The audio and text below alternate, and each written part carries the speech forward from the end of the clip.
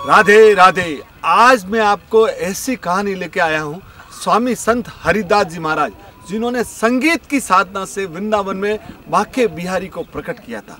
हिंदुस्तान की दुनिया में ऐसे इतने महान संत कोई नहीं हुए जिन्होंने सिर्फ संगीत की साधना से भगवान को प्रकट किया था।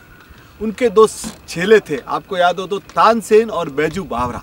तो एक बार तानसेन से जब बात करते करते सम्राट अकबर ने कहा कि तानसेन, मुझे नहीं लगता कि इस भूमंडल में तुम्हारे से बढ़िया कोई गाने वाला है।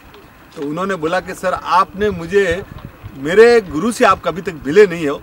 तो बोले आपके गुरु को हमारे दरबार में बुलाइए। तो उन्होंने बोला कि सर, हमारे गुरुदेव सिर्फ राधा कृष्ण के लिए ही गाते हैं, अगर आपको सुनना है तो वृंदावन चलना पड़ेगा। तो अकबर भी रसिक थे, तो अकबर ने बोला कि कोई बात नहीं, पर बोले नहीं, आप वहाँ चलेंगे तो ये तामझाम से नहीं चल पाएंगे, क्योंकि वो राजा महाराजाओं के लिए नहीं गाते।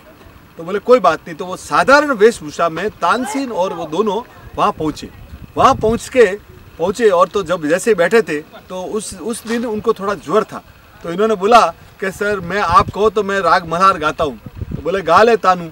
तो वो जैसे गाने लगे, उनको तो जानबूझ के त्रुटि रखनी थी, उन्होंने त्रुटि रखी। तो स्वामी हरिदास जी ने बोला नहीं, ऐसे नहीं, ऐसे गाओ। और जैसे हरिदास जी गाने लगे, चारों ओर मेघ बरसात वगैरह सब चालू हो गए। तो वो सम्राट अकबर देख के ताजु, उन्होंने जीवन में ऐसा कोई देखा ही नहीं था कि किसी के गीत गाने से चारों ओर बारिश हो रही है, वो रही। तो वो जैसे उसके मुंह से निकल गया, सम्राट अकबर के मुंह से निकल गया, सुभान अल्लाह सुभान अल्लाह। तो उन्होंने बोला ये कौन है? तो बोले ये मेरे सम्राट है।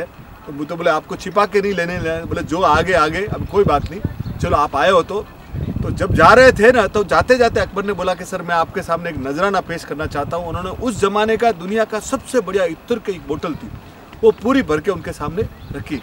तो स्वामी हरिदास जी मुस्कुराए और उन्होंने वो क्या किया, वो इत्र लेके यमुना की पूरी बालू के ऊपर डालने चालू कर दिया। अब वो देख रहे हैं कि दुनिया के सबसे बढ़िया सेंट को ये ऐसे डाल रहे, पर अभी वो कुछ बोल नहीं पा रहे थे। तो सम्राट अकबर को उन्होंने बोला कि आप निधि वन में जाइए, बांके बिहारी जी का दर्शन कर लीजिए।